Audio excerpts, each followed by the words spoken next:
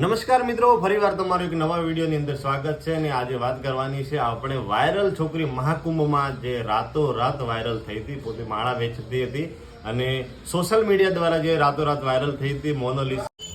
મહાકુંભમાં માળા વેચનાર અને વાયરલ થનાર મહિલા એટલે કે મોનાલિસા સાથે અત્યારે રેપના આરોપ લાગ્યા છે.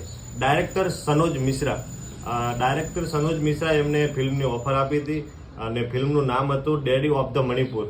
જ્યારે આ ફિલ્મની ઓફર આપી હતી ને ત્યારે સોશિયલ મીડિયા ઉપર ઘણા એમની સાથે જે ફોટા આવતા હતા, અવારનવાર અલગ અલગ જગ્યાએ નેપાળમાં એક શો કરવા માટે ગયા હતા, એના સિવાય બીજી ઘણી જગ્યાએ તસવીરો આવતી હતી.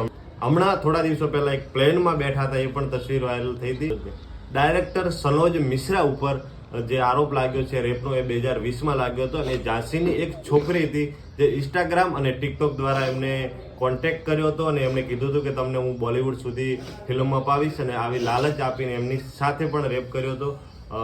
21 જૂન 2021માં ઝાંસી રેલવે સ્ટેશને એ છોકરીને બોલાવી મનોજ મિશ્રાએ અને બ્લેકમેલ કરી અને દબાવો આપી એમને કીધું કે હું તને બોલિવૂડમાં અને સારી સારી ફિલ્મો અપાવીશ. એક લાલચ આપી અને એની સાથે પણ 21 જૂન 2021માં ઝાંસી રેલવે સ્ટેશન ઉપર એ છોકરીને બોલાવી અને દબાવ ભર્યા ધમકી આપી છે અને આત્મહત્યા કરવાની એવી પણ દબાવ કરીને બ્લેકમેલ કરી અને એની સાથે પણ રેપ કર્યા છે. 18 જૂન 2021ના રોજ એની સાથે પાછું ફરીવાર બોલાવી અને એક રેસ્ટોરન્ટમાં લઈ અને જે વારંવાર રેપના આક્ષેપો લાગ્યા છે સનોજ મિશ્રા ઉપર. અત્યારે સનોજ મિશ્રાની ગિરફ્તારી કરી છે દિલ્હી પોલીસે ગાઝિયાબાદથી. આવા ડાયરેક્ટરો વિશે તમે શું કહો છો, એકવાર કમેન્ટ કરીને જરૂર જણાવજો.